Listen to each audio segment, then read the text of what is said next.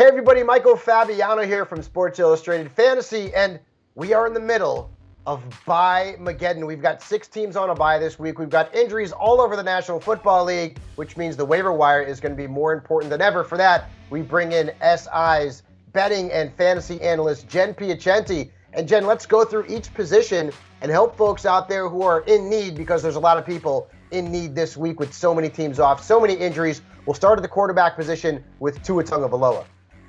Yeah, I have to say, didn't Tua look pretty good across the pond? It's his first game back from the IR. I mean, he threw for over 300 yards, 2 touchdowns, connecting both times with Jalen Waddle. He also had Mike Gesicki had a great stat line with Tua at the helm.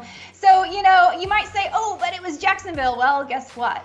This week, it's Atlanta, and Atlanta is surrendering an average of 24.7 fantasy points to opposing quarterbacks.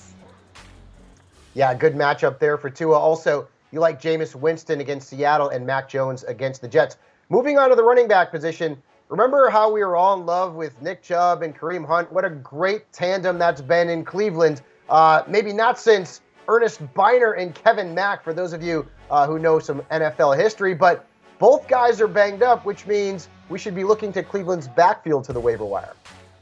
Yeah, you have to go to the waiver wire for Cleveland this week. Now, my number one target here is actually Demetric Felton, because we know Kareem Hunt is going to be on the IR for a minimum of 3 weeks. So if and when Chubb comes back, hopefully very soon, I think he's more likely to slot into that Kareem Hunt role because he's the better pass catcher. In fact, he's been lining up at wide receiver all season, has yet to actually see a carry. However, for this week, without Nick Chubb, you certainly want to set your sights on D'Ernest Johnson, who should step into that Nick Chubb role. He's only seen 3 attempts this year. We haven't seen much. We saw him only have one pretty okay game last year versus Dallas when he stepped into the role. So don't set your expectations too high, but both Johnson and Felton are people you need to target on the wire this week, especially if you're worried about running backs for buys. And one more thing I want to mention. Someone that's available in 65% of leagues, be sure you check on J.D. McKissic. We know Antonio Gibson has a stress fracture in his shin. We know McKissic is the guy they go to for 3rd and long and the 2-minute drill. He had 19 PPR points this last Sunday in a negative game script, and I'm kind of expecting the same thing this Sunday versus Green Bay. Yeah, and Jarrett Patterson could also be on that list if Antonio Gibson is unable to go, so keep tabs on his status.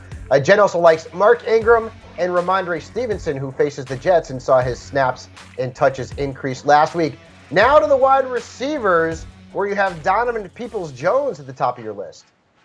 Yeah, I mean, this poor Cleveland Browns team, they have 20 players on the did not practice list. So it's not looking great for them, and they're on a short week. So Donovan Peoples-Jones, though, looked fantastic this week. 101 yards, 2 touchdowns. He outsnapped Odell Beckham Jr. Of course, OBJ left the game, came back. There may or may not be Jarvis Landry. We know there's probably not Nick Chubb and Kareem Hunt. The options are just getting more and more limited. So Donovan Peoples-Jones looks like someone that we can count on for this Thursday. He's played 70% of the snaps this season. He's looking pretty good. So go ahead and put your bids in. He's available in 98% of fantasy football leagues. Jen also likes T.Y. Hilton, Marcus Callaway, whose value is on the rise with news that Michael Thomas will still be out a few more weeks, and then Tim Patrick for the Broncos on Thursday night against the Cleveland Browns. And then finally at tight end, a player that we both liked last week and he paid dividends, that's Ricky Seals-Jones. He sure did. Ricky Seals-Jones has seen 15 targets and 99 yards and a touchdown across the past 2 games. I like it when young, inexperienced quarterbacks go to their tight end. I think this is going to continue to happen with no Logan Thomas. Meanwhile, Green Bay is allowing a 78.6% catch rate. That's the 3rd highest in the league to opposing tight ends. That's great stuff, Jen. And for the rest of Jen's waiver wire pickups, make sure you check out the column at si.com/fantasy. And also, be sure to check out Sports Illustrated's YouTube channel, where you can find more videos, including fantasy advice, waiver wire advice, start 'em and sit 'em, and much more.